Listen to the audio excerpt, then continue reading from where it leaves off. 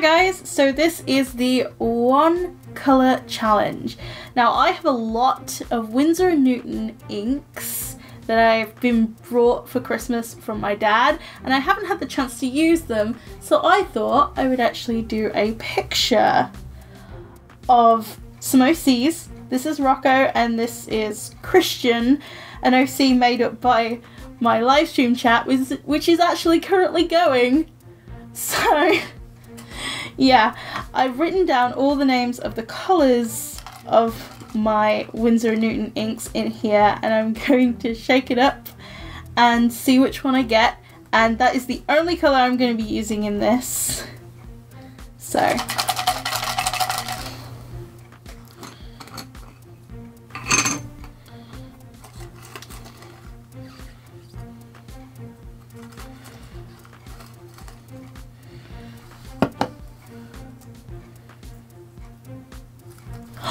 ooh, Ultramarine.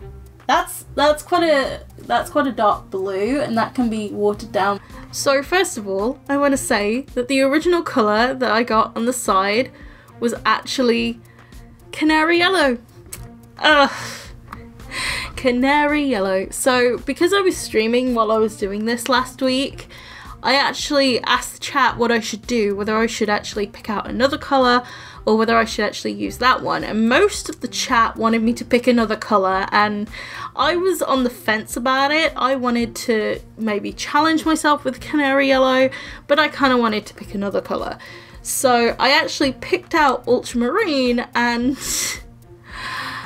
luckily enough I was recording that one, because when I went to editing and I looked back through all the clips, there was no canary yellow clip anywhere, so I'm kind of glad I went for Ultramarine in the end, not gonna lie. The one hue challenge is actually more so about trying to play with lights and darks, so shadows and where the light hits and stuff, and I think that this is actually a really cool challenge, especially if you're starting out and you do not have very many things. So say if you were just to buy one pot of ink, say if you had to challenge yourself to actually do a picture, like an entire picture with that one ink, that is essentially what this is. So you have to build up lights and darks. It's actually a really cool challenge, and I would recommend it to anybody starting out with inks, and probably watercolour as well, because if your watercolour is actually that pigmented, you can actually play around with lights and darks a lot and the saturation. So Rocco and Christian, I thought that these two characters would actually be a really good thing to do for this challenge, due to the fact that I wanted to draw Christian because he was a character that was made up by Sketchycast and Denna, and they designed him. They kind of had this back and forth between design ideas and stuff, and Sketchycast had majority of them, I will say. At the time, I had no idea what Christian's colour scheme was going to be. I had no idea about it. All I knew was how his design looked. So I thought this challenge would actually be really cool to do with them, because I didn't have to worry about the colour scheme. The one thing I did alter throughout this entire thing was the brush size. Now that's something that you can change. Obviously I couldn't change the colour, but I decided that I would be able to change the brush size. So I played around with different brushes, how they would actually give different effects, and it worked out really well. I really liked the way it came out.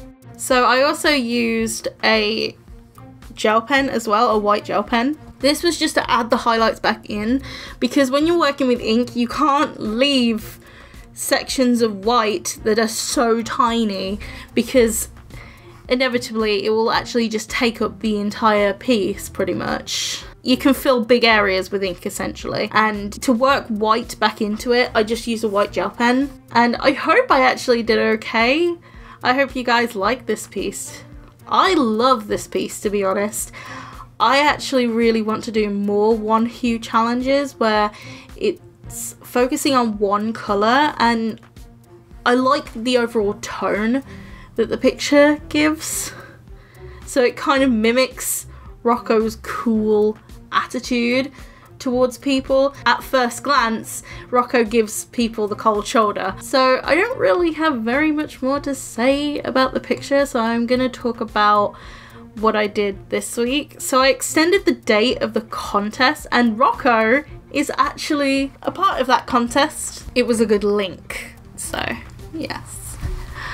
I decided to do this due to the fact that some people have no idea that I'm hosting a contest, because most people have subscribed within the last couple of months, so they don't know. So for the people who don't know, I'm hosting a contest. Yay! And it ends March 15th. The reason why I'm not going to take it past the end of March is because March 27th, my birthday, and I would really like to have the results up by my birthday, or at least a little bit before my birthday maybe. So the next thing I want to tell you guys about is university. It's going very well, and for my first semester I actually got the grades for my modules that I did back in semester 1, and I got 2 of the best grades that I've ever got on the same day. I hit 4,000 subscribers. They say things comes in threes, and it did. So on my graphics module, I got an A-. That is the highest grade I have ever received on any module so far in my course. So I am ecstatic about that. I also got a B as well. So the way my university grade things is, the lowest grade you can get is D- for a pass. So it goes D-, D, D+, C-, C, C+, and so on up until the A's. So I'm really happy. Oh, it's great. I love the fact I got an A-. And then 4,000 subscribers when I got home. So it was the cherry on top of the cake. It was amazing.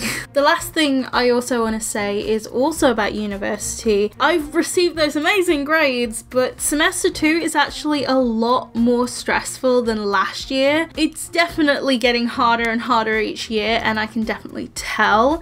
So the stress currently is quite high, because there are a couple of things that I forgot to do last semester, especially with some of the modules that go across both semesters. So I have to try and catch up with all that, and I'm currently in a state of stressing out so much. Now when I'm in this state, I automatically procrastinate. I cannot help it. It's not intentional, but I just do it. My mind shuts down, and then I just start procrastinating like it's no tomorrow.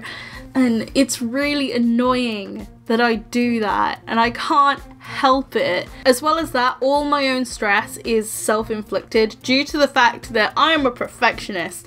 I want everything to be done right the first time, and when it's not, oh, it goes badly. It's very hard on myself kind of thing. That's why I'm having so much trouble with it. And one of my modules is actually going to end in an exhibition. If you don't know what an exhibition is, it's basically a showcase of my artwork in a public setting as well. So it's going to be a bit weird for me.